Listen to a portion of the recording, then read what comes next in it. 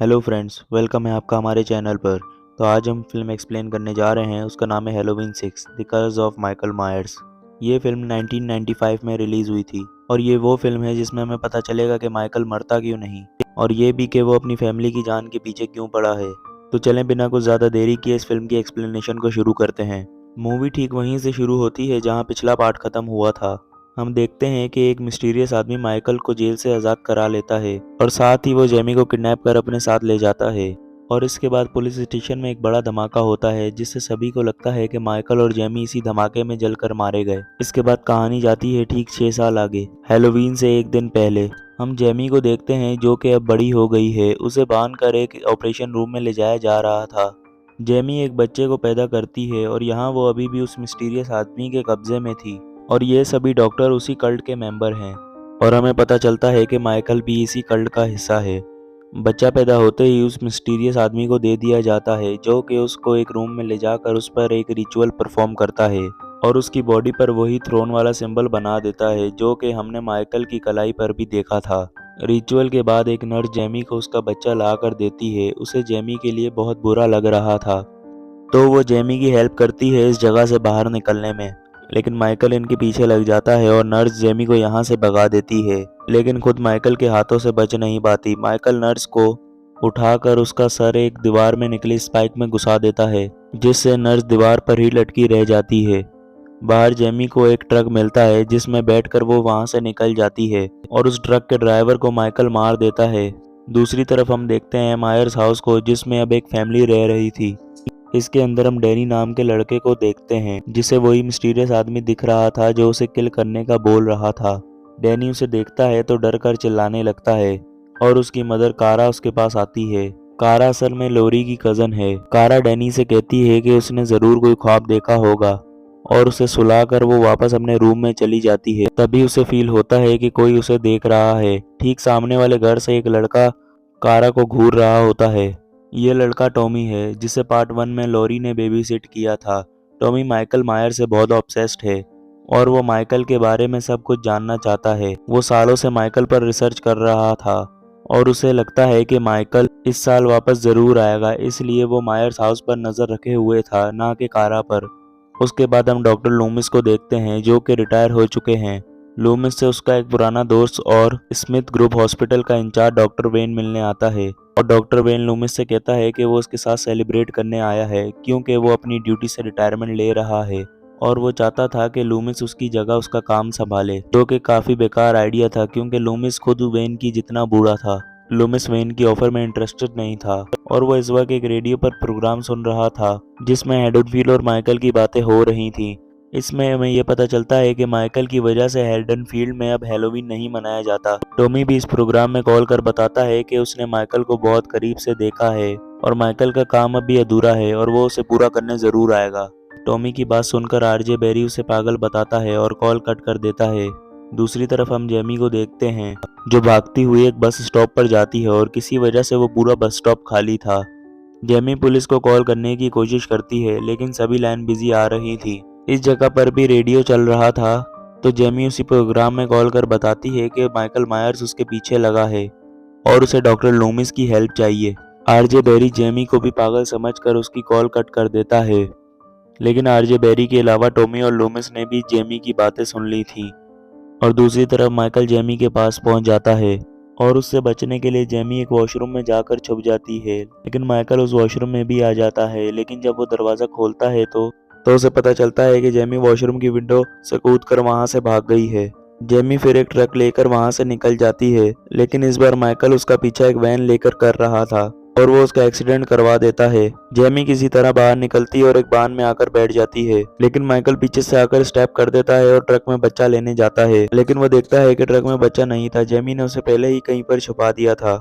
अगले दिन हैलोवीन था और हम कारा की पूरी फैमिली को देखते हैं जिनमें शामिल है कारा का भाई टिम, उसकी मदर डेबरा, उसका फादर जॉन। जॉन कारा को बिल्कुल पसंद नहीं करता। उसकी वजह है कि कारा कुछ सालों पहले घर से भाग गई थी और जब वो वापस आई उसके साथ एक बच्चा था, डैनी। जॉन डैनी को बास्टर्ड बोलता है, जिस पर कारा उसे जवाब देती है और जॉन कारा को थप्पड़ मार देता है। इसी टाइम डैनी को फिर से वही इविल आवाज़ सुनाई देती है जो उसे किल करने का बोल रही थी। और डैनी एक नाइफ लेकर जॉन के सामने खड़ा हो जाता है। इसके बाद कारा टिम और उसकी गर्लफ्रेंड के साथ कॉलेज निकल जाती है। टिम और उसकी गर्लफ्रेंड आज एक प्रोटेस्ट करने वाले हैं। वो चाहते थे कि हैलोवीन से बैन हट जाए और इस प्रोटेस्ट में आरजे बेरी भी आने वाला है और फिर वो लोग वहां से निकल जाते हैं। इधर टॉमी जेमी की रिकॉर्डिंग सुन रहा होता है और उसे पता चल जाता है कि जेमी ने वो कॉल बस स्टॉप से किया है। टॉमी वहां जाकर इन्वेस्टिगेशन करने लगता है। वहां उसे जेमी के खून के निशान मिलते हैं जिनका वो पीछा करने लगता है और वो वॉशरूम में आ जाता है जहां उसे एक बच्चे के रोने की आवाज आ रही थी। जेमी ने अपना बच्चा यहीं पर छुपा दिया था जो कि टॉमी को मिल जाता है। दूसरी तरफ लूमिस भी टेंशन में था क्योंकि उसने जेमी की आवाज पहचान ली थी। डॉक्टर वेन उसे समझाता है कि जेमी 6 साल पहले ही धमाके में मारी गई थी, लेकिन लूमिस ये मानने को तैयार ही नहीं था। कुछ देर बाद उन्हें खबर मिलती है कि पुलिस को जेमी एक बांध में अधमरी हालत में मिली है। वो दोनों उस जगह पर जाते हैं और लूमिस को वहां की एक दीवार पर बड़ा सा थ्रोन सिंबल भी बना दिखता है। इधर कारा को अपनी बुक्स में डैनी की एक ड्राइंग मिलती है जिसमें उसने अपनी सारी फैमिली को चाकू से मार दिया था। कारा को लगता है कि ये सब बट डैनी के बुरे ख्वाब देखने की वजह से है। वहीं माइकल ने कारा को स्टॉक करना शुरू कर दिया था। उधर टॉमी उसी बच्चे को लेकर हॉस्पिटल जाता है। इसी हॉस्पिटल में जेमी को भी भर्ती किया गया है, इसलिए उसे यहाँ पर डॉक्टर लूमिस भी मिल जाता है। टॉमी लूमिस को अपनी पहचान बताता है और ये भी कि माइकल लौट आया है। लूमिस को लग रहा था कि जेमी ही माइकल की आखिरी बची हुई फैमिली मेंबर है। इस पर टॉमी उसे बताता है कि मायर्स हाउस में लॉरी के रिलेटिव्स रहते हैं जो माइकल के खून के रिश्तेदार तो नहीं, लेकिन माइकल उन्हें देख वहां पर उन्हें मारने जरूर आएगा। अब टॉमी यहाँ पर ज्यादा नहीं रुक सकता था तो वो लूमिस को शाम में होने वाले प्रोटेस्ट में बुलाता है। लूमिस सीधा मायर्स हाउस जाकर डेबरा को इस घर के बारे में सब कुछ बता देता है। वो उन्हें सलाह देता है कि वो जल्द से जल्द इस घर को छोड़कर यहाँ से चले जाएं। यहाँ पर जॉन के अलावा किसी को नहीं पता था कि ये लोग मायर्स हाउस में रहते हैं। जॉन का भाई ये घर नहीं बेच पाया था तो उसने ये घर जॉन को दे दिया।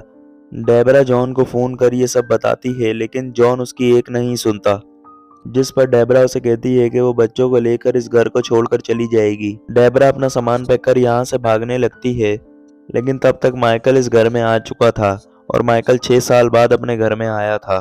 डेबरा माइकल को देखकर बैकयार्ड में भागती है, लेकिन माइकल उसे वहां पर एक कुल्हाड़ी से मार देता है। इधर टॉमी उस बच्चे को अपने घर ले आया था। टॉमी मिसेस ब्लेन के घर पर किराए पर रहता था। इसके बाद टॉमी डैनी से मिलकर उससे दोस्ती कर लेता है और उसके घर भी पहुंच जाता है। जब कारा कॉलेज से वापस आती है तो टॉमी उसे अपने घर में दिखाई देता है। टॉमी उससे कहता है कि उन दोनों को उसके साथ उसके घर पर चलना होगा। घर ले जाकर टॉमी माइकल के बारे में कारा को सब कुछ बताता है और ये भी कि उसके घर में रहना खतरे से खाली नहीं। दूसरी तरफ हम जेमी को देखते हैं जिसे अपने और माइकल का एक नाइटमेयर आता है और कुछ देर बाद ही वो मिस्टीरियस आदमी जेमी के सर पर गोली मारकर चला जाता है और लूमिस जेमी को मरा देखकर काफी दुखी हो जाता है। दूसरी तरफ टॉमी कारा को थ्रोन सिंबल के बारे में सब कुछ बताता है। पुराने टाइम में काफी सारे मैजिकल रूइंस हुआ करते थे, जिसमें सबसे नेगेटिव पावर वाला रूइन थ्रोन था और उस टाइम के डीमन चारों तरफ बीमारी और तबाही लेकर आते थे। उस डीमन को रोकने के लिए हर ट्राइब के एक बंदे को कर्स ऑफ थ्रोन दिया जाता था और कर्स मिलने के बाद उस आदमी को अपने फैमिली मेंबर्स का सैक्रिफाइस देना होता था, वो भी हैलोवीन की रात को। सैक्रिफाइस मिलने के बाद डीमन कुछ नहीं करता था और माइकल को भी यही कर्ज मिला है और इस कर्ज की पावर ही उसे जिंदा रखती है। माइकल अगर अपने आखिरी फैमिली मेंबर को मार देगा तो ये कर्ज उसके ऊपर से हटकर किसी और पर पास कर दिया जाएगा और माइकल को बस अब जेमी की बच्ची को मारना है। इसके बाद टॉमी लूमिस से मिलने निकल जाता है। जाने से पहले वो कारा को वार्निंग देकर जाता है कि वो किसी भी हालत पर अपने घर में ना जाएं। मिसेस ब्लेन डैनी को एक कहानी सुनाने लगती है। वो बताती है कि माइकल ने जिस दिन अपनी सिस्टर जूडिथ को मारा था उसी रात माइकल ने एक एविल वॉइस सुनी थी जो कि उसे किल करने का बोल रही थी और उसी दिन माइकल पर कर्ज डाला गया था। कारा को ये सुनकर फिक्र होने लगती है क्योंकि कुछ दिनों से डैनी भी ऐसी ही वॉइस सुन रहा है। मतलब माइकल का कर्ज अब डैनी पर पास किया जाएगा और फिर डैनी आने वाला माइकल बनेगा। जब जॉन वापस अपने घर आता है तो वो देखता है कि घर में कोई नहीं था। उसे लगता है कि डेबरा सबको लेकर चली गई है, लेकिन उसे इससे कोई फर्क नहीं पड़ता। अचानक ही घर की लाइट चली जाती है और वो बेसमेंट में चेक करने जाता है जहां माइकल उसे स्टैप कर करंट लगाकर मार देता है। दूसरी तरफ आरजे बेरी प्रोटेस्ट करने आ जाता है। उसे पता चलता है कि टिम मायर हाउस में रहता है और टिम को भी ये बात आज ही पता चली है। आरजे बेरी टिम को बताता है कि वो कुछ देर बाद मायर्स हाउस को देखने आएगा। इसके बाद वो अपनी वैन में जाकर बैठता है, लेकिन वो गलत वैन में बैठ गया था। इसके अंदर माइकल भी था जो कि आरजे बेरी को मार देता है। इधर टॉमी लूमिस को ढूंढ रहा होता है कि वो एक लड़की को देखता है जिसकी ड्रेस पर खून गिर रहा था। वो ऊपर देखता है तो बैरी की लाश पेड़ पर टंगी हुई थी जो कि नीचे गिर जाती है। लाश को देखकर चारों तरफ भगदड़ मच जाती है और लूमिस भी टॉमी को मिल जाता है। इधर टिम और उसकी गर्लफ्रेंड को लग रहा था कि आरजे बैरी उनके घर नहीं आएगा, तो वो दोनों अपने काम से लग जाते हैं। टिम जब शावर लेने जाता है तो माइकल उसका गला काट देता है। टिम की गर्लफ्रेंड को कारा का कॉल आता है और वो उनसे घर से निकलने का बोलती है, लेकिन उसने काफी देर कर दी थी और माइकल टिम की गर्लफ्रेंड को भी मार देता है। डैनी को फिर से वो इविल वॉइस सुनाई देती है और वो मायर्स हाउस के अंदर जाने लगता है। कारा भी उसके पीछे घर में जाती है जहां उसे एक एक करके सबकी डेड बॉडीज मिलती हैं। इसके बाद माइकल भी उसके पीछे लग जाता है, लेकिन कारा चालाकी से उसको सीढ़ियों से नीचे गिरा देती है। दूसरी तरफ टॉमी लूमिस को लेकर अपने घर आ गया था। कारा भी डैनी को लेकर उसके घर आ जाती है, लेकिन जेमी का बच्चा गायब था। लेकिन तभी घर के अंदर इन सभी को वो इविल वॉइस सुनाई देती है जो कि डैनी को अपने पास बुला रही थी। ये आवाज उसी मिस्टीरियस आदमी की थी जो और कोई नहीं बल्कि डॉक्टर विन है। उसके कल्ट के कुछ लोग भी यहाँ मौजूद थे जो लूमिस और टॉमी को बेहोश कर देते हैं। कारा ऊपर के कमरे में भाग निकलती है, लेकिन ऊपर उसे मिसेस ब्लैन मिलती है और वो खुद भी इसी कल्ट का हिस्सा है।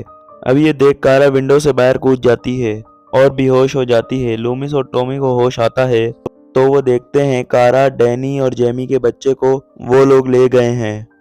लूमिस कहता है कि डॉक्टर वेन जरूर सभी को स्मिथ ग्रुप लेकर गया होगा और वो दोनों भी वहां चले जाते हैं। इधर कारा को होश आता है तो वो ऐसा लग रहा था कि उस पर कोई रिचुअल परफॉर्म कर रहे हैं। लूमिस यहाँ पहुंचकर सीधा विन के पास जाता है। विन उसे बताता है कि वो कर्ज देने के बाद से ही माइकल को प्रोटेक्ट कर रहा है और अब वो चाहता था कि लूमिस उसकी जगह कल्ट संभाले और अगले आने वाले माइकल यानी डैनी को प्रोटेक्ट करे। उसने लूमिस को इसलिए चुना है क्योंकि एक वही है जो कि माइकल के अंदर के इविल को सेंस कर पाया था। और मूवी के शुरू में डॉक्टर विन इसी की रिटायरमेंट के बारे में बात कर रहा था। लूमिस साफ मना कर विन को गोली मारने लगता है, लेकिन उसके आदमी लूमिस को ही बेहोश कर देते हैं। इसके बाद विन अपना रिचुअल करने लगता है और माइकल यहाँ एक बॉडीगार्ड के जैसे खड़ा था। अब ये रिचुअल कंप्लीट करने के लिए माइकल को अपने आखिरी फैमिली मेंबर को मारना होगा जो कि जेमी का बच्चा है, और वहीं डैनी को अपनी मदर को मारकर पहला सेक्रीफाइस करना होगा और कर्स ऑफ थ्रोन माइकल से डैनी पर ट्रांसफर हो जाएगा। माइकल बच्चे को मारने आगे बढ़ता है, लेकिन कारा उसे मना करती है। वो ये कहती है कि ये उसी का बच्चा है और ये सच भी है क्योंकि जेमी ने मरने से पहले जो नाइटमेयर देखा था उसमें माइकल जेमी का रेप कर रहा था। खैर, टॉमी दूर से ये सब तमाशा देख रहा था और वो विन के गले में चाकू रखकर कारा को आज़ाद कर लेता है। वो दोनों बच्चों को लेकर वहां से भागने लगते हैं, लेकिन माइकल उनके पीछे पड़ जाता है। टॉमी अपने पास से कुछ पॉजिटिव रियून्स निकालकर उनका एक घेरा बनाता है जिसके अंदर माइकल आने पर रुक जाता है।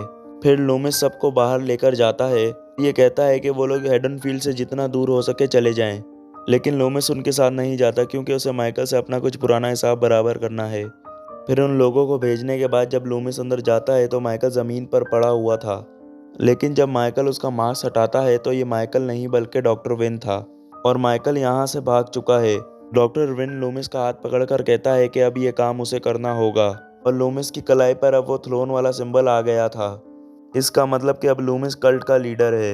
ये देखकर लूमिस चिल्लाने लगता है और ये फिल्म यहीं पर एंड हो जाती है।